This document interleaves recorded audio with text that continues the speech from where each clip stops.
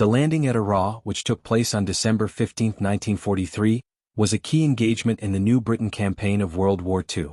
As part of the broader Allied offensive in the Southwest Pacific, the U.S. military sought to establish a foothold on the southern coast of New Britain to divert Japanese forces away from the primary objective at Cape Gloucester. The amphibious landing at Arawe marked a significant step in the island-hopping strategy employed by General Douglas MacArthur's forces to neutralize Japanese strongholds in the Pacific. Strategic context. In late 1943, the Allies aimed to capture New Britain as part of their advance toward the Philippines. The 1st Marine Division was scheduled to land at Cape Gloucester, but to mislead and distract the Japanese, a secondary landing was planned at Arawe, a small coastal area with a natural harbor that could serve as a base for PT boats.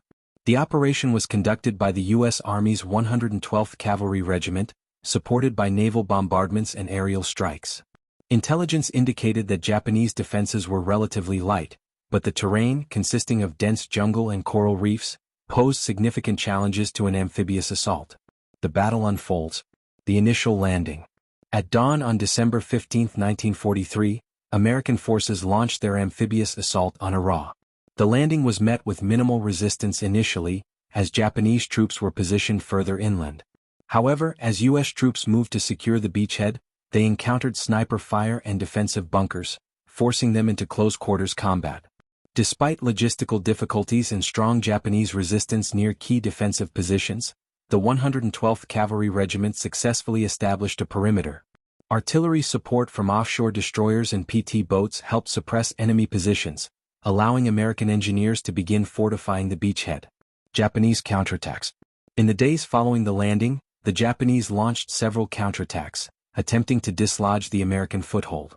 On December 17, a banzai charge by Japanese troops was repelled with heavy casualties. U.S. forces, using automatic weapons and artillery, managed to hold their ground despite the relentless assaults. Further air raids and naval bombardments prevented additional reinforcements from reaching the Japanese garrison, isolating the defenders. By late December 1943, the landing at Arawe had achieved its primary objective of diverting Japanese attention away from Cape Gloucester, allowing the main Allied invasion to proceed with reduced resistance. Outcome and consequences. The landing at Arawe was a tactical success for the U.S. forces, though its strategic impact remained debated. While it effectively distracted Japanese forces, the harbor at Arawe was not heavily utilized in later operations. Nevertheless, the battle had several important outcomes.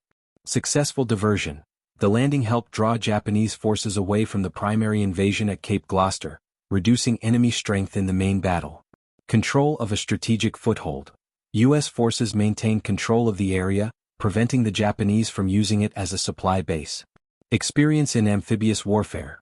The operation provided valuable combat experience for Army troops in amphibious assaults, refining tactics for future landings in the Pacific. Conclusion. The landing at Arawe was a small but important operation in the New Britain campaign.